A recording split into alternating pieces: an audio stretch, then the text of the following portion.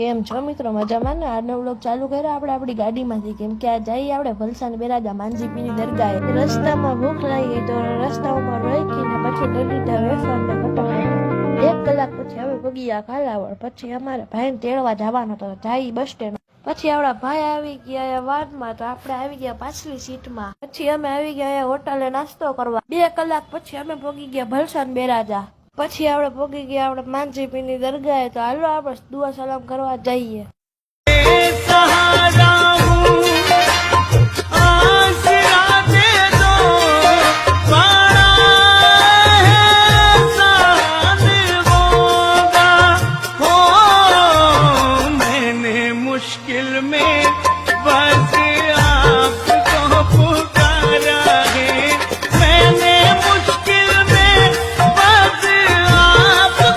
તો આપણે દુઆ સલામ કરીને આવી ગયા સંદલમાં જઈ. તો હાલો સંદલમાં.